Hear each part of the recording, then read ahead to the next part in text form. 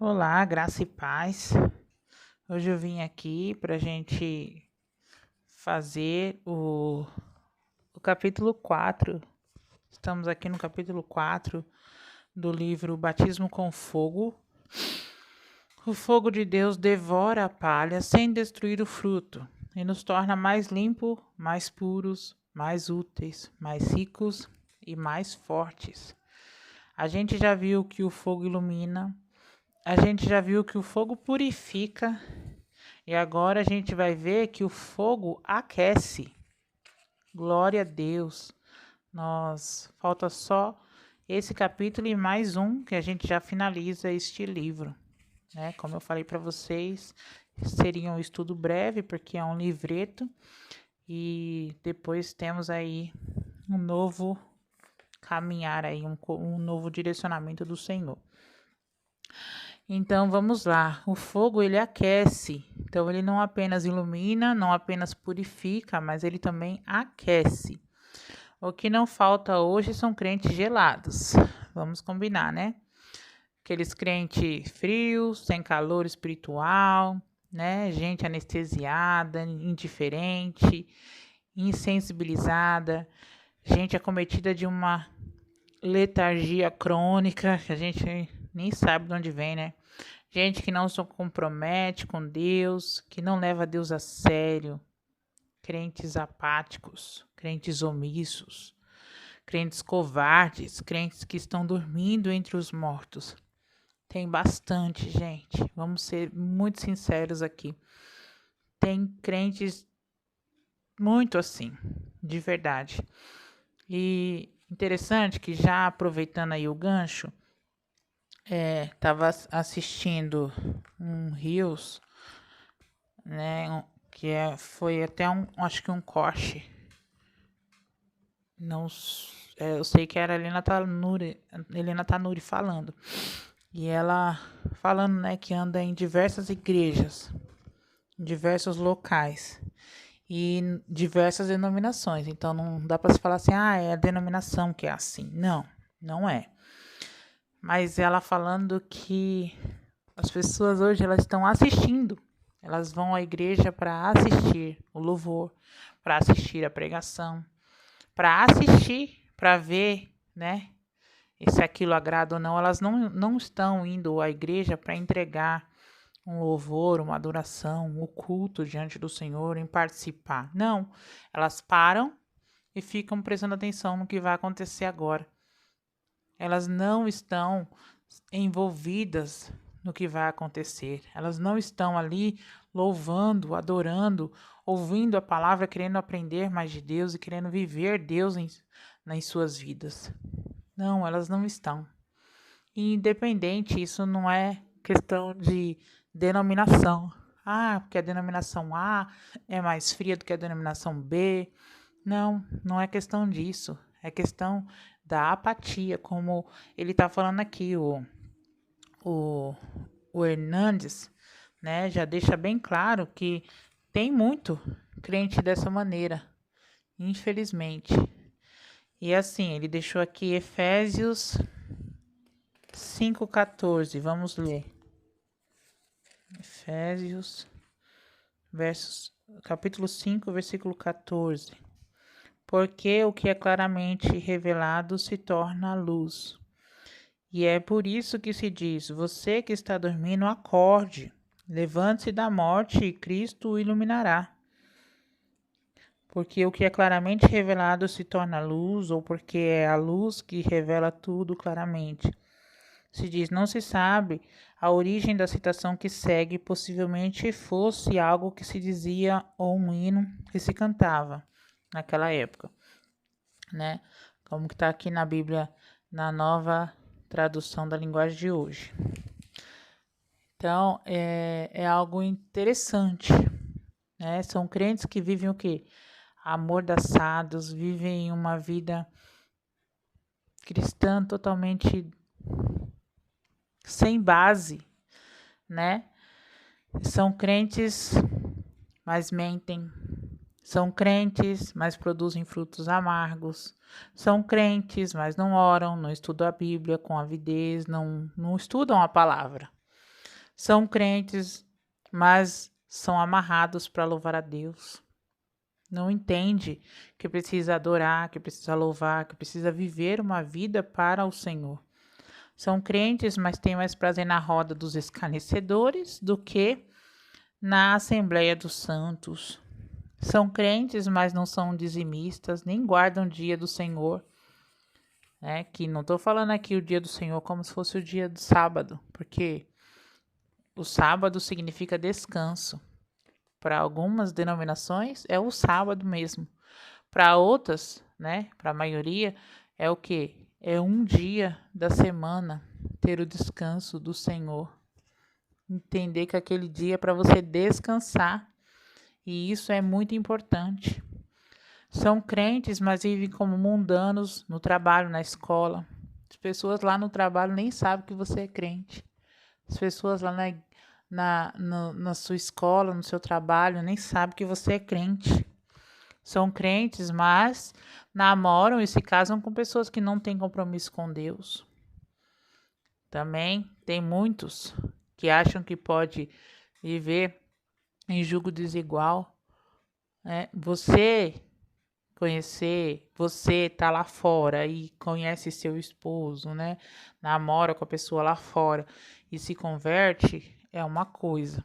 Agora, você tá aqui dentro da igreja e você começa a ter um relacionamento com outra pessoa achando que você vai mudar a pessoa, totalmente errado, porque é pecado. Se tá na palavra, é pecado. São crentes, mas não amam a Deus de todo o coração, que é o primordial para a gente resolver obedecer aí as outras coisas. São crentes, mas não investem tempo, nem dinheiro, nem a vida na obra de Deus. São crentes espectadores, crentes assistentes de culto, crentes plateia.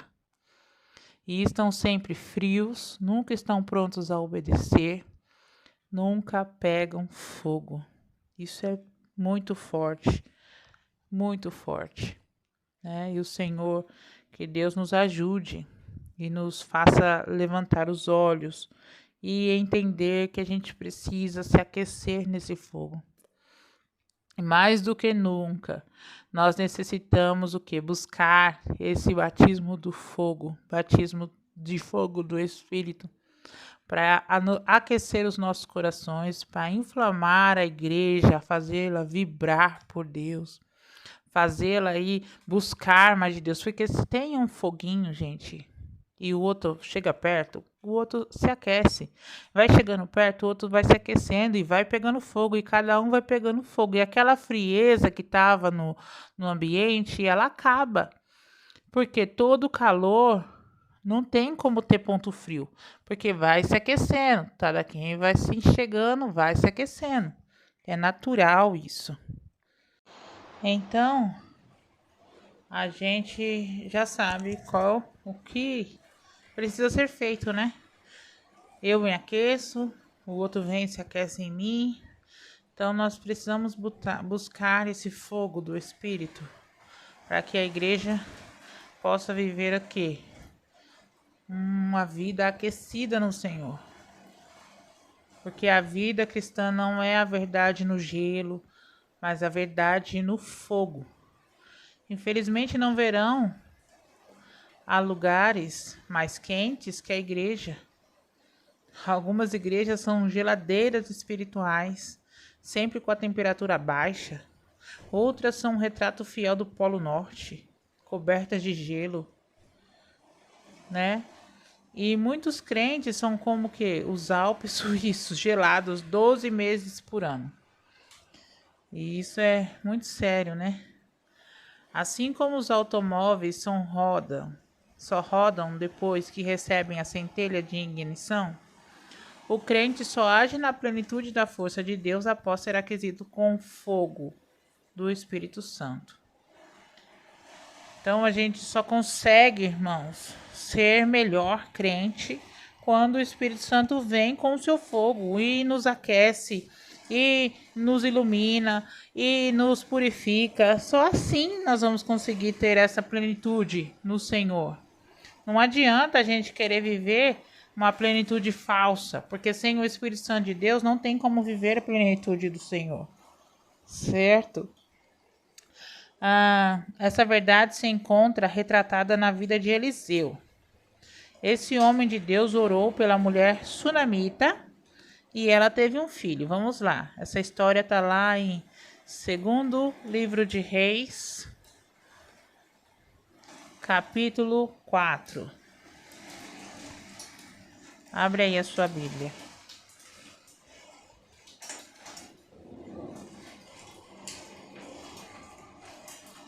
Nós vamos passear um pouquinho nesse capítulo, tá? Não vou ler tudo de uma vez, mas eu espero que você leia aí na sua casa. Então vamos seguir aqui firmes nesse livro aqui, né? Segundo Reis, capítulo 4.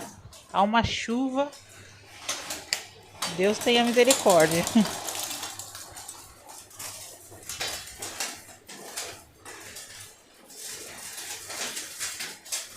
Então aqui a gente viu que Eliseu, ele era um homem de Deus, né? E orou pela sunamita e ela teve um filho. Essa história tá lá em 2 Reis, capítulo 4, versos de 8 até o 37, né? E aqui a gente pôde ver que quando Eliseu pergunta, né, para aquela mulher, o que você quer? Ela sempre falou, não, tá tudo bem, eu não quero de nada, não preciso de favor, não preciso de nada, tá tudo bem. Aí ele perguntou para o servo o que ela não tinha, né, o que ela precisava. Ela falou que tudo que ela precisava, ela tinha. E aí o servo foi e falou assim, olha, ela não tem filhos, o marido dela é velho, ela não tem filhos. E aí Eliseu fala uma coisa importante. O ano que vem, por este mesmo tempo, você vai carregar um filho no colo. E a mulher falou assim, não minta, por favor, não minta para mim, o senhor é um homem de Deus. Mas como Eliseu havia falado para ela, aconteceu e ela deu à luz um filho. Né? Passou algum tempo, né? Muitos anos depois, o menino estava o quê? Já crescido. Ele acompanhou o pai no campo, sentiu uma forte dor de cabeça e seu pai o mandou voltar para casa. Ele assentou-se no colo de sua mãe e, ao meio-dia, ele morreu. Aquela mulher, com toda a calma, com a alma coberta, enlutada e com o coração fuzilado pela dor, ela correu para o homem de Deus, ela correu para Eliseu. Porque todo mundo perguntou para ela, tá tudo bem? Ela sempre, tá tudo bem. Tá tudo bem. Tá tudo bem.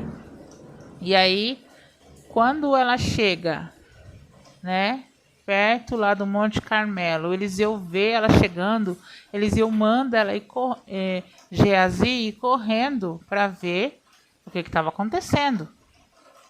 E aí, Geazi corre até ela e ela fala para ele que tá tudo bem, né? E quando chegou, né, quando ela chega lá onde Eliseu estava, ela se ajoelha diante dele, abraça os seus pés e aí ela pega e fala que eu lhe pedi um filho, eu pedi alguma coisa, eu pedi que você me enganasse, eu pedi para você fazer isso. E aí Eliseu vira para ela, né? Vê aquela dor, sente aquela dor. E aí ele vira para o seu discípulo Geazi, pega tudo, pega meu bastão, não cumprimenta ninguém, não pare, vá, ponha meu bastão em cima do menino. Ela diz isso, né? E aí, em outras palavras, aqui quando ela fala assim, eu pedi alguma coisa, eu pedi, aquela mulher estava dizendo assim, ó, meu filho morreu, meu coração está esmagado, minha alma está de luto, eu estou sofrendo por ver meu filho morto. do que quando antes sofria pela minha esterilidade. Então, se é para ele morrer agora, era melhor eu ter continuado estéril. É mais ou menos isso que ela está querendo dizer. Porque ela não pediu, ela não foi ousada em falar assim, eu quero ter um filho. Não, ela nunca falou isso. Ela ajudou ele porque ela tinha bom coração, né? Mas Eliseu viu a dor. E Eliseu falou para Geazi, corre, não saúde ninguém, não dê saudação, corra, leva lá o meu bastão no rosto, coloca lá o meu bordão no rosto do menino. E lá foi Geazi, mas a sunamita disse a Eliseu, tão certo como vive o Senhor e vive a tua alma, não te deixarei, tu vais comigo. Então, não adianta mandar o teu discípulo, não. Quem fez a promessa foi você. Quem vai cumprir de fazer alguma coisa vai ser você, porque você é o homem de Deus. Será que, isso me traz uma lição, será que as pessoas estão vendo o homem de Deus e a mulher de Deus que você é, que eu sou? Será que as pessoas estão vindo até a gente para buscar auxílio, para buscar uma oração, para buscar uma oração, para buscar um consolo, um conforto? Será? Então, porque aqui ela foi até lá, Eliseu, né? E ela só falou, só você vai comigo. Então, será que nós estamos mesmo? Porque uma coisa que eu vi esses dias na pregação é que às vezes a gente está orando, em nome de Jesus, amém. Orando em nome de Jesus, mas não orando a vontade de Jesus, orando a minha, a sua vontade. E não é isso, quando a gente está achando que o nome de Jesus é o abacadabra, o simsalabim, o pimpiririm pimpim, que vai sair algo extraordinário dali. Só que não. A gente esquece que é a vontade de Deus que a gente tem que orar. É a vontade de Deus que a gente tem que buscar. E é a vontade de Deus que ele vai cumprir. Então, Geazi correu, né? Colocou o bordão profético no rosto do menino, mas ele continuou morto. Até foi uma coisa assim meia, né? Diferente, patética, o autor colocou aqui, ó. Que cena patética, estonteante. Nós também vimos usando o bordão profético, pregando a palavra, a verdadeira palavra, pregando dentro da mais pura ortodoxia. Mas meninos mortos não despertam. Então, meninos mortos não despertam simplesmente por eu estar usando o bordão profético. Não adianta eu estar simplesmente usando o bordão profético, né? Usamos o bordão profético, não outro, mas nada acontece. Somos fiéis expositores da Bíblia, mas os meninos continuam mortos. Vimos cumprindo o nosso ministério, pregando centenas de sermões por ano, mas a morte continua instalada no meio do nosso povo. Jesus disse que a boa semente produziria a 30, a 60 e a 100 por um.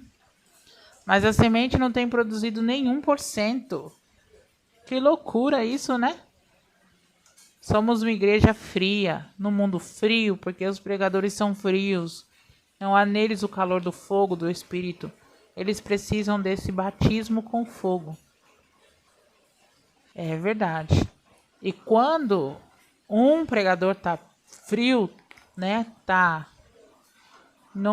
Acontece nada. Não acontece nada.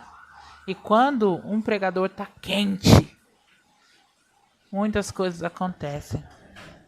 Milagres ocorrem. Mas não por questão de milagres, não. Porque é consequência. Milagre é consequência de uma vida íntegra que você tem com Deus. A partir do momento que você tem uma vida íntegra, buscando ao Senhor, milagres ocorrem. Milagres ocorrem todos os dias. Só o fato de eu estar aqui, falando com você, já é um milagre. Muitas coisas aconteceram para eu estar aqui agora. E muitas coisas estão acontecendo e eu nem estou vendo. E é um milagre eu estar aqui agora. Tá? Então, é isso que a gente tem que entender. Eliseu chega, então, à casa onde estava o menino morto. E com este homem de Deus, temos algumas lições preciosas a aprender. Em primeiro lugar, o menino morto estava na cama do profeta, no quarto do profeta. Se queremos que o menino morto ressuscite, precisamos levar o menino morto para a nossa cama, para nos agonizar nas noites de vigília por ele, para nos debruçar diante de Deus em oração em favor dele. Então, nós precisamos gerar. O que você tem gerado? Final de ano, né? Nosso grupo, fez um propósito de compaixão. E a gente viu o quanto é importante gerar compaixão em nossa vida. Porque muitas vezes a gente quer ter compaixão daquilo que a gente acha. Eu dou uma oferta, eu ajudo, então eu estou sendo compassiva, né? Tendo compaixão. Só que não. Aí eu jogo pedra naqueles que eu acho que não merecem, né? Eu vivo achando pelos outros e aí não rola, né? E eu não estou gerando isso no Senhor. E o que acontece? Aí a gente não busca em oração, a gente não debruça diante do Senhor. Se hoje nós tem havido poucos frutos da vida da igreja, é porque falta oração incessante, perseverante, falta intercessão, falta não abrir mão da bênção, de buscar ao Senhor com essa intensidade, falta isso. Sabe, às vezes a gente é tão egoísta que busca pelos nossos sonhos, pelos nossos desejos, mas às vezes a gente esquece quem Deus é e o quanto a gente precisa dele. Em segundo lugar, Eliseu se envolve com o drama do menino morto, na mais profunda empatia. Ele tem compaixão, ele tem misericórdia. Eliseu se joga sobre o menino no olho, boca na boca, tudo, né, sincronizado, mão na mão, né, se colocando ali, se identificando com a morte do menino, com a miséria do menino, com a algidez, com tudo do menino. E o resultado foi extraordinário, né? Diz a palavra de Deus que o corpo do menino aqueceu. Olha lá, segundo Reis 4:34. Depois deitou-se sobre o menino, pondo a sua boca sobre a boca dele, os olhos sobre os olhos e as mãos sobre as mãos. Quando Eliseu se deitou sobre o menino, o corpo da criança começou a esquentar. Glória a Deus. E aqui começa o que? A dar resultado. Mas Eliseu não se contentou com o aquecimento, né? Não, ele não se contentou só com isso, com o vestígio da vida. Ele queria a vida plena, porque uma coisa é você sentir, o seu corpo começar a aquecer o outro, mas e aí, o coração tá batendo? Tá tudo certinho? Então não basta o pecador morto nos seus delitos e pecados, deixar os vícios, abandonar a prostituição, deixar a mentira, voltar-se para a família e ser uma pessoa honrada e honesta. Não adianta só ir para a igreja, ser batizado, professar a fé, fazer algumas reformas, mudanças exteriores na conduta. Não. Ele necessita nascer de novo, ele necessita da novidade de vida, ele necessita de uma vida nova. Então, vamos lá. Em primeiro lugar, o menino estava morto lá no quarto do profeta, certo? Em segundo lugar, Eliseu se envolveu ali, teve empatia, compaixão, se envolveu com aquele menino morto e foi aquecendo aquele menino. Mas não basta só isso. Em terceiro lugar, Eliseu agoniza em oração. Ele salta sobre o menino e anda de um lado para o outro dentro do quarto, agonizando em oração, suplicando, intercedendo por aquele menino. E à medida que o coração dele queimava, o corpo do menino se aquecia. E logo depois o milagre acontece. E Eliseu triunfa sobre a morte do menino, por sua firmeza e perseverança. Olha lá, versículo 35. Eliseu levantou-se e andou de um lado para o outro do quarto, depois voltou e deitou-se de novo sobre o menino. E ele fez isso, e aí o menino espirrou 7 vezes e abriu os olhos. Tá vendo? O menino abriu os olhos, largou os andrajos da morte e levantou-se, porque Eliseu tinha o fogo de Deus em seu coração. O menino aqueceu-se e tornou a vida, porque havia calor em Eliseu. Havia o Espírito Santo na vida de Eliseu. Não basta usarmos o bordão profético. Precisamos do batismo com fogo. Estamos carregando o bordão profético, né? Mas o bordão profético em nossa mão não tem nenhum poder. Falta alguma coisa, que é o quê? O fogo nos aquecendo e inflamando. E essa palavra bendita de Deus tem de mexer conosco. Esse fogo do Espírito precisa queimar nas entranhas e aquecer o nosso coração. Ter o bordão não basta, é preciso o poder do Espírito Santo. Geazi não tinha o Espírito Santo. Geazi era o discípulo de Eliseu. Ele não tinha o Espírito Santo ali com ele, porque o Espírito Santo não havia descido ainda sobre todos aqueles que tinham aceitado a Jesus, viver uma vida com Cristo, porque Cristo também nem tinha vindo naquela época. Então, era uma pessoa ou outra que tinha, né, o Espírito Santo, que o Espírito Santo era limitado nesse tempo, vamos dizer assim, né? Só que não, cada um tinha um tempo determinado por Deus. E aí, então não adiantou nada o que Geazi fez. Mas o que Eliseu fez, que Eliseu sim tinha o Espírito Santo de Deus sobre ele, ele sim tinha o que precisava e ainda assim ele precisou lutar pela vida dele, pela vida daquele menino. E ontem eu vi algo muito interessante, também foi um corte de Reels no Instagram. E essa foi a cantora lá, esqueci o nome dela agora, fugiu. Mas ela falando como que ela ressuscitou, né? Foi o pai dela. Ela tinha feito um curso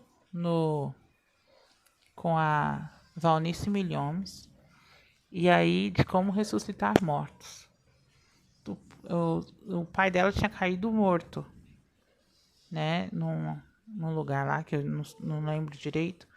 E aí os pastores vieram, porque era igreja, os pastores vieram, começaram a orar e não sei o quê. E ela deixou os pastores orar tudo, mas aí, na hora, ela lembrou do curso que ela tinha feito com a Valnice.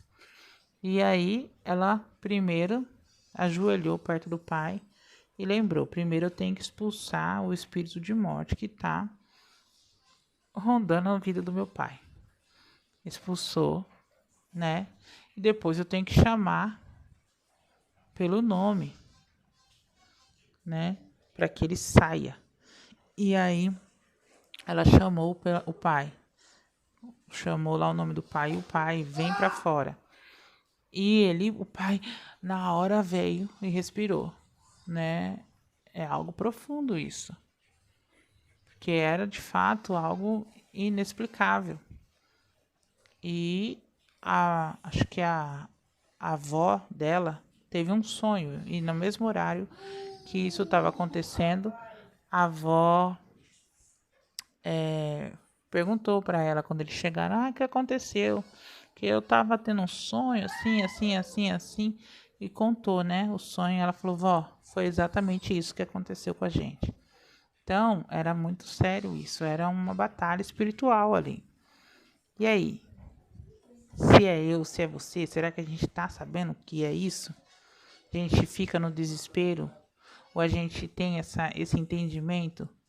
Sabe, porque às vezes a gente pensa assim, igual eu poderia falar assim pra essa mulher, filha, não posso fazer nada, seu filho morreu. Deus cuidou dele. Não poderia? Poderia. Normal. Só que não. Só que ele foi lá e guerreou pela vida desse menino. E ele saiu vitorioso. Será que muitas vezes a gente não tem que guerrear pelas vidas das pessoas? Né? Às vezes a gente tem que entrar em oração pela vida das pessoas. Eu lembro numa fase aqui, tudo bem que foi o tempo da pessoa, né, na época, falecer e tal. Mas eu guerreei, eu orei com intensidade. E eu acho que é assim que a gente tem que, quando o Senhor nos conclama a orar por alguém, a orar por determinada situação, a gente precisa se doar por esse propósito, sabe? Viver esse propósito com intensidade. E não simplesmente, vamos orar, seja o que Deus quiser, sabe? Não, o Senhor quer fazer algo mais e Ele quer te usar. Ele quer que você participe disso também. Então aqui, de acordo com 1 Reis 17, 24, a palavra de Deus na boca de Elias era verdade. Que declaração estupenda, né? Quando Elias orava, as coisas aconteciam. Quando Elias orava, a morte batia em retirada e dava lugar à vida. Olha lá, vamos ler. 1 Reis 17,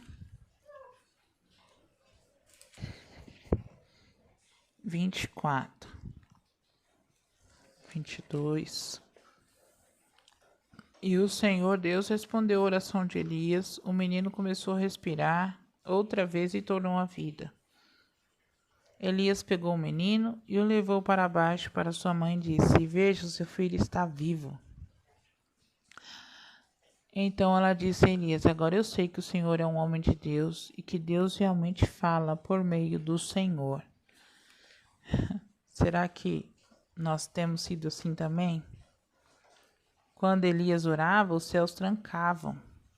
Quando Elias falava, Deus mandava fogo dos céus. Olha lá, 1 Reis 18, 37 a 39.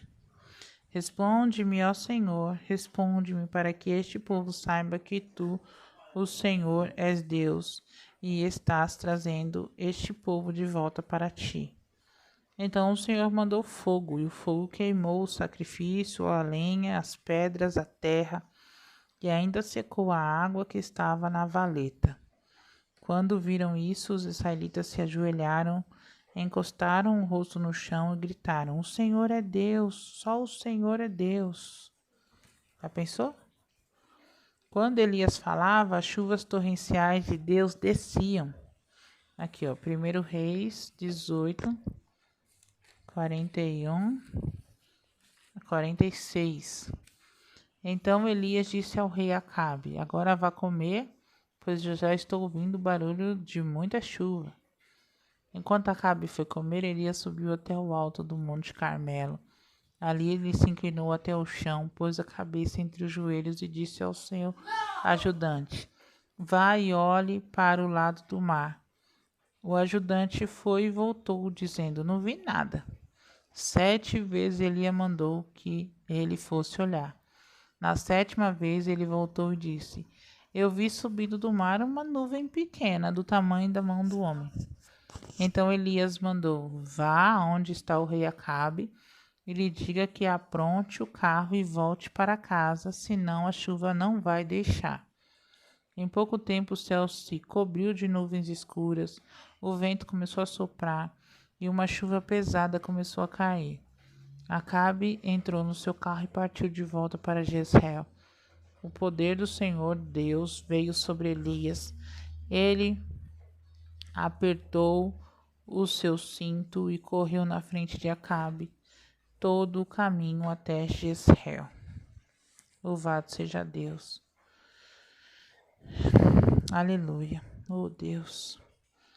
Será que as pessoas podem falar isso de mim, de você? Que Deus fala através da minha palavra? Eu oro ao Senhor, pedindo para que eu seja uma voz de esperança, uma voz de ensino, uma vida também, né? Não só uma voz, mas uma vida diferente, uma vida que leva o Senhor Jesus a sério. E hoje, quando é que a palavra de Deus é verdade em nossa boca? Falamos, mas nada acontece. É porque não temos sido boca de Deus. Tá vendo? Jeremias 15, 19. Vamos abrir aqui.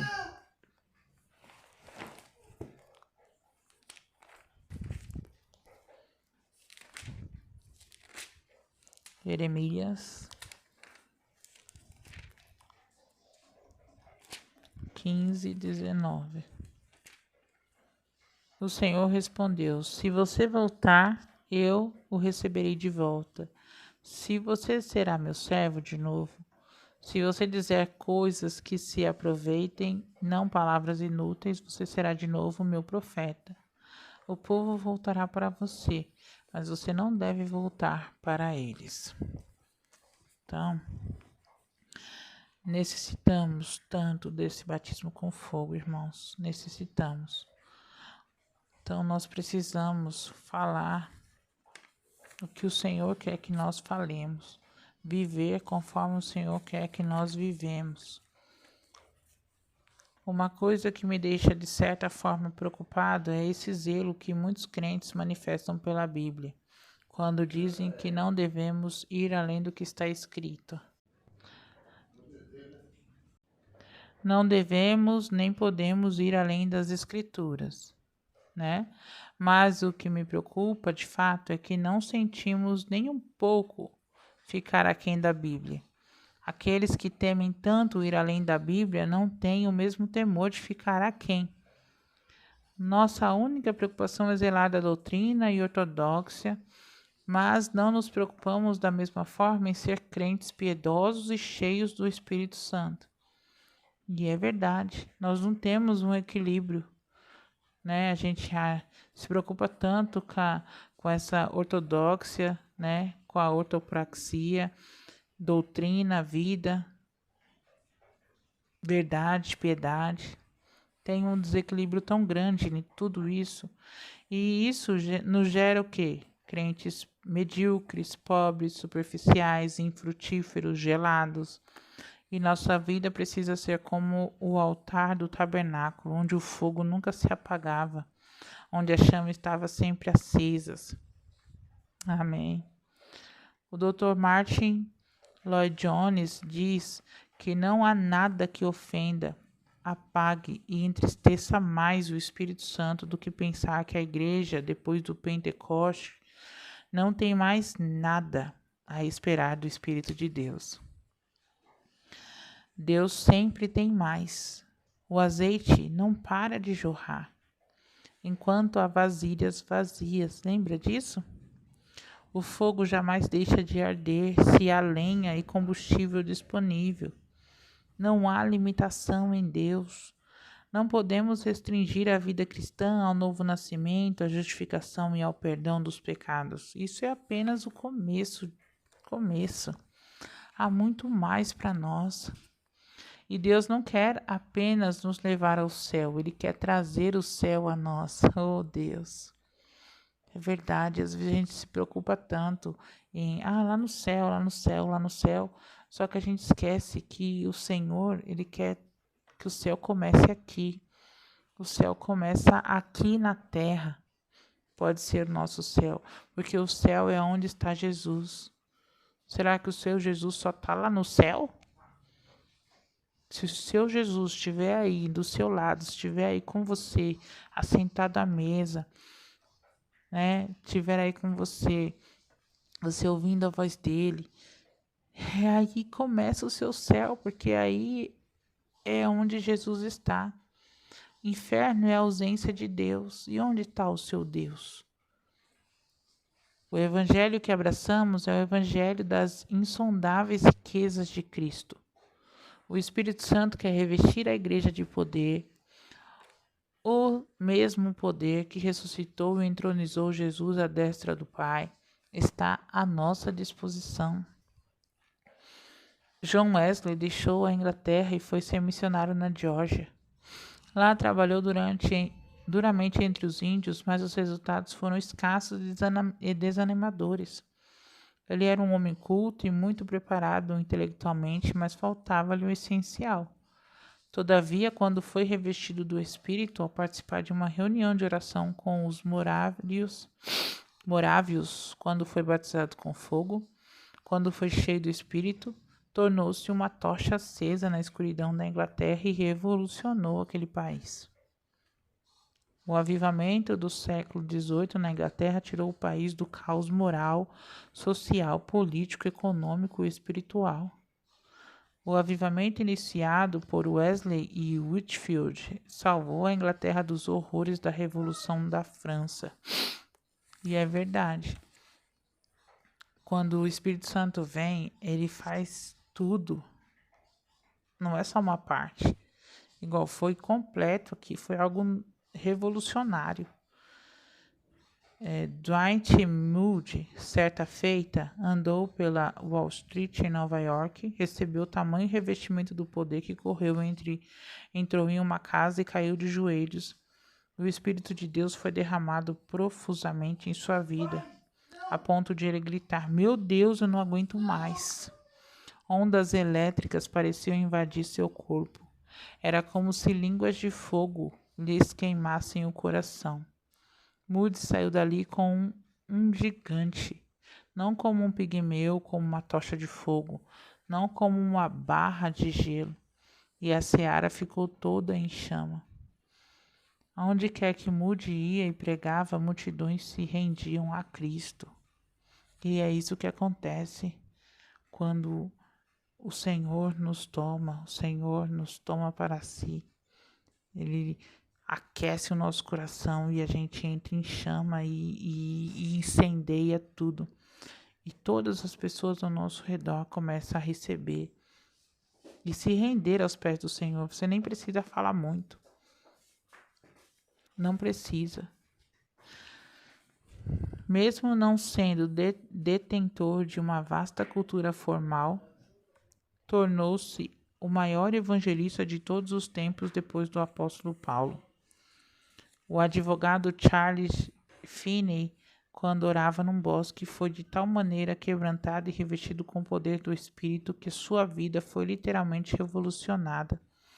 Agora havia santidade no seu coração, calor na sua vida, poder em suas palavras. Agora, quando Finney pregava, os corações se derretiam como cera e eram incendiados pelo fogo de Deus. Aquele homem tornou-se uma tocha incandescente nas mãos do Espírito Santo. A simples presença ou um simples olhar de Finney levava as pessoas à convicção de pecado e ao quebrantamento. Esse homem de Deus do século XIX levou a Cristo nada menos que 500.000 pessoas.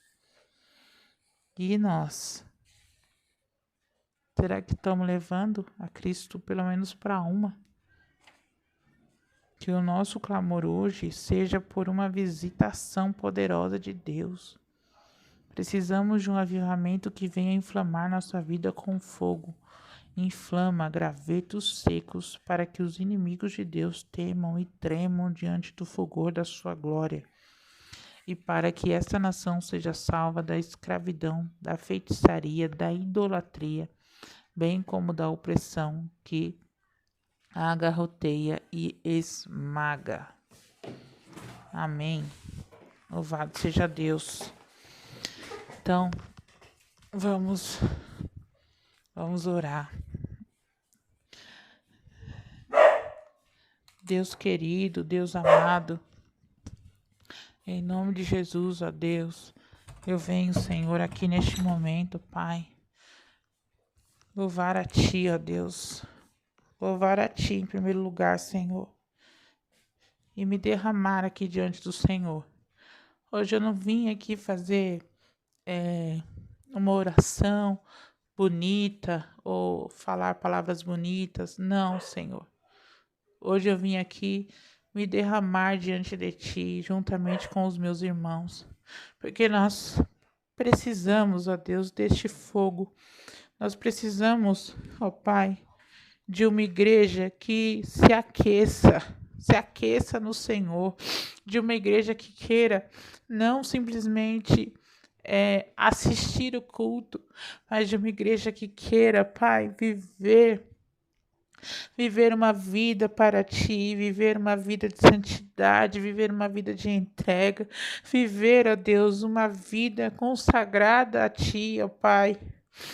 Ah, Espírito Santo de Deus, que nós, quando estivermos próximos uns dos outros, possamos estar cheios do Teu Espírito, cheio do Teu fogo, ó Deus, para que nós possamos inflamar, para que nós possamos, ó Deus, aquecermos uns aos outros. É para isso que é a igreja, Senhor. Mas muitas vezes a gente chega lá, tem um quente, o outro gelado, um meia boca, o outro mais ou menos.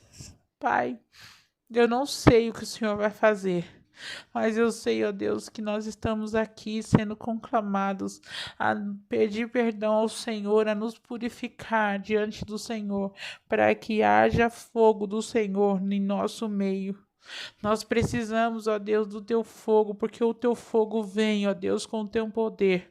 Vem com a Tua graça.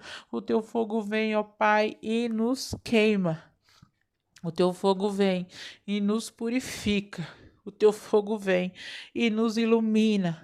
O Teu fogo vem e nos aquece. O Teu fogo vem e se alastra por todo lugar. Então, ó Senhor, eis-me aqui, Senhor, para viver essa vida contigo. Eis-me aqui, Senhor, para ter uma entrega de verdade diante de Ti. Mais uma vez, ó Pai, estou aqui me consagrando. Mais uma vez estou aqui me rendendo aos Teus pés.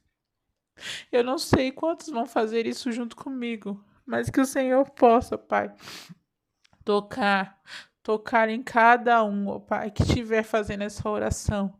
Tocar, ó Deus, e que o Teu Espírito passe, ó Pai, adiante. Que o Teu Espírito venha, ó Deus, e olhe para cada um de nós.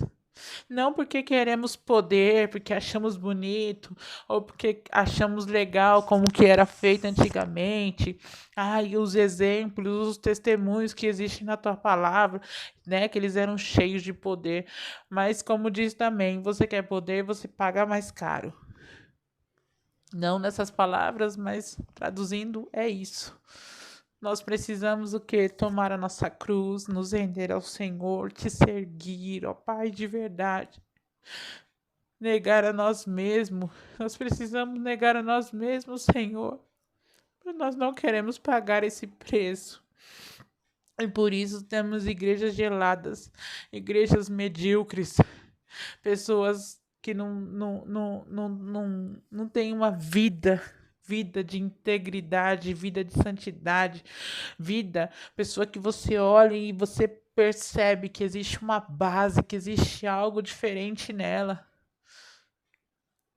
Será que eu sou vista como uma mulher do Senhor? Que as pessoas podem se chegar, que as pessoas podem olhar e falar: eu quero estar perto dela, eu quero andar com ela, eu quero caminhar com ela, eu quero ter uma diferença, eu quero, Pai, que as pessoas possam ver Cristo na minha vida. Não sei como, mas eu sei que eu quero ser obediente, eu quero ter uma vida de intensidade contigo. Me ajuda, Senhor, me ajuda a queimar, deixa queimar o fogo que não se apaga. Não se apaga, está sempre disposto, disponível. É esse fogo que eu desejo para mim e para todos. Em nome de Jesus. Amém.